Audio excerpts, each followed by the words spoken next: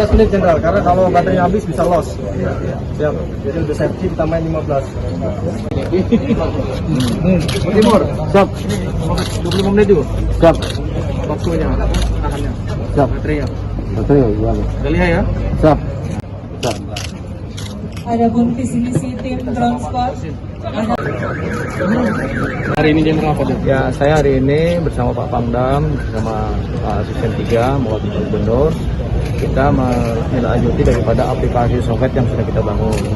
Jadi kita memberikan informasi edukasi pada stakeholder, nanti disebarkan ke masyarakat tentang aplikasi Sovet ini. Jadi nggak hanya sekedar membuat aplikasi, tapi yang paling penting masyarakat tahu dan bisa memanfaatkan untuk mencegah karhutlah. Yang pertama, kemudian tadi kita saksikan ini kan di Polres-Polres, di kabupaten-kabupaten kita bentuk pasukan drone squad. Ini adalah efek deterrent, sekaligus juga patroli juga sekaligus kalau ada terjadi ini kan lebih nyata di lapangan ya.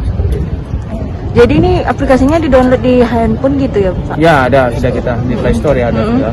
Ya, tapi ini kan masih banyak yang belum paham, makanya kita adakan edukasi sehingga nanti anggota TNI, Polri, Pem dan semuanya nanti kita menyebarkan pada masyarakat.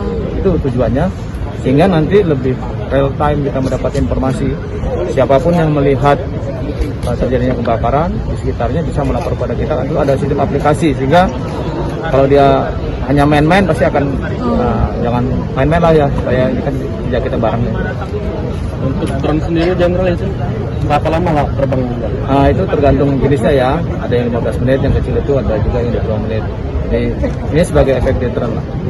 Berarti setiap hari Jenderal ya? Nanti tergantung situasi. Pemprov Sumsel juga dukungan ini kegiatan ini sendiri? Ya kami kan kemarin kita sama-sama sudah meluncing itu. Jadi hari ini kita bicara tentang bagaimana cara menggunakan aplikasinya. Dan alhamdulillah pada pagi hari ini juga kita sudah mengukuhkan drone squad. Jadi ini akan lebih complicated lagi, akan lebih komplit lagi untuk mengatasi karhutlah sekarang. Terima kasih. Jangan lupa subscribe, share, komen, dan like ya.